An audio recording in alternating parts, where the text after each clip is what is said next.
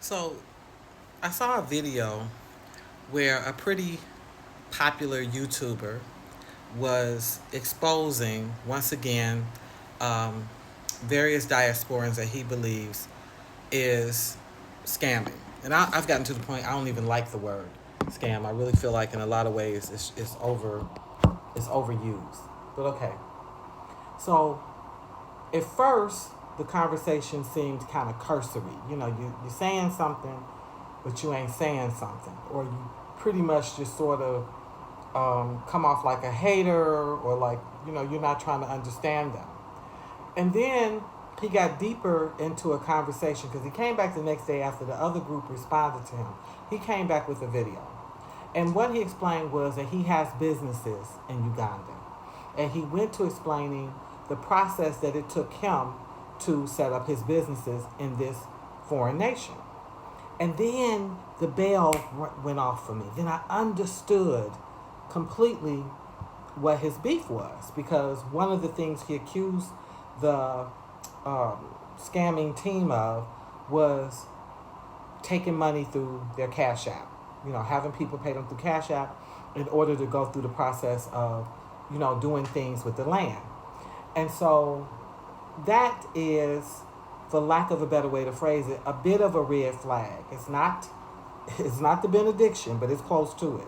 Because the truth is, if you are running a business in a foreign nation, non-citizen, because they never said they were citizens of that nation, why are you taking money for that level? Okay, we're talking echo homes through Cash App.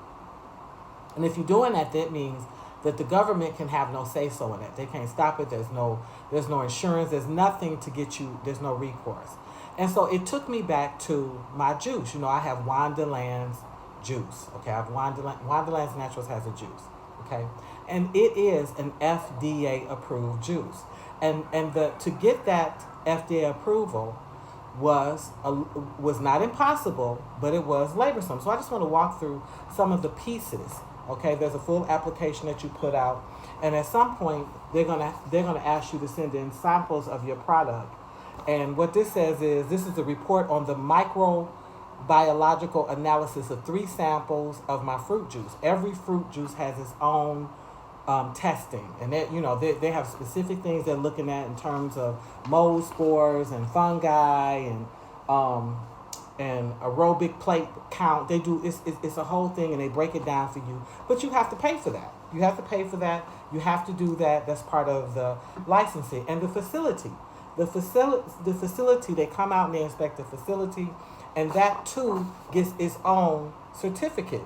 So this one can only produce for me the 3 fruit juices that I applied for was pineapple, pineapple, ginger, and pineapple beetroot. And so you would see that on my licensing. The same is true that you get another certificate for your actual food product.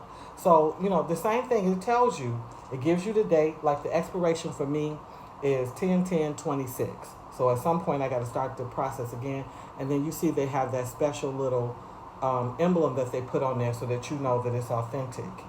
Um, there is an environmental sanitation permit where they want to know that the environment that you're producing the juice in is clean, that is decent. You do have your own health certificate, and you'll see if the person has this health certificate, you'll see their picture, their information, and the stamp, which will tell you, how often it is beneficially endorsed, because you have to keep your licensure up. They do offer some classes, like they have a national board for small scale business industries, and you can be put in that group, and it lets you know all the good stuff that's going on, and you can continue to grow and learn. They have of course, I have the original license for my actual business. My registration of my business was 2020, and that is Wonderland's multiverse. And it's multiverse because I plan on producing a lot of other things. So you can see that.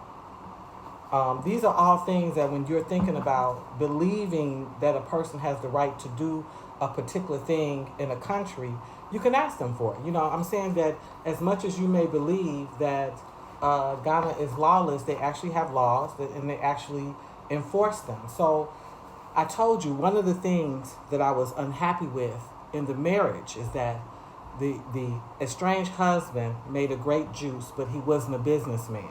Now this juice was selling before it was FDA approved, because even though he knew how to make juice, he never was a businessman. He did not take care of all that. He never took us through the process because he was playing the game of catch me if you can.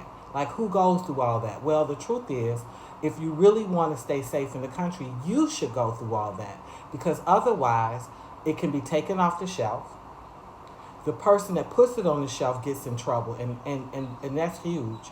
And then there's a huge fine attached to it. The penalty for a citizen in Ghana is one thing, but you know that you're a foreign national, non-citizen national. Yours is going to be double that, double that. And let's get down to the nitty gritty. At the end of the day, it's going to be dollars, okay? It's going to be dollars. So so when I make juice, I make juice. When I don't make juice, I don't make juice. I have a juice maker, okay? She produces it. They produce it. They produce it. When they don't, they don't. And I'm okay with that. I have maybe one other person I've talked to that if I want to go that route, I'll go that route. But I'm trying to get all my ducks in order, get my money together. But I do produce the juice, just like you said, small scale, small scale. I'm safe in this country, and I have the right to export the juice. I can export the juice, and those three flavors I can export anywhere because it is FDA approved. How long did it take? It took us, I want to say about 7 to 8 months. It was a lot of work. And even at one point when I was out of the country, my friend who was helping me with it, finished that last leg for me. So it's not a small thing to ask people for their licensure, for proof that the government is aware of them. Here's the other thing. A lot of times when people are doing the Cash App for big things, it's because they don't want to deal with Ghana's internal revenue. They don't want to have to pay taxes. They don't want Ghana in their business. See, Ghana's in my business. I'm a registered juice maker here. They know me, okay? And if I start making a whole bunch of money, or I start making people sick, or if they come in and they see a whole bunch of juice, my stuff expired on the shelf, they know me. They're dealing with me, and I have to have an answer, not for Kofi or Bina. I got to answer the government. I get dealt with, directly. So that's part of the reason people are skipping those steps. It's not because the steps don't exist. You can go and get a broker's license. You can go and get a real estate license. You can get the training or whatever it is to be able to have the right to do that. One of the things you're going to have to do is open up a bank account. Many people, when they got that big money coming through, they don't want to open up no bank account in Ghana. They don't want to do it because, yeah, you doing some business, but you also have the right to cook the books, because who can say what you gave or what you sent out or where it went or who chopped it up? You can't do that. So I looked at what the YouTuber was sharing about scamming, and I don't know that I completely see it as scamming as much as I see it as sort of cooking the books and being slick, but that also falls under that umbrella. So here is Dr. Wanda. All of this is a reflection of money and time and commitment and investment.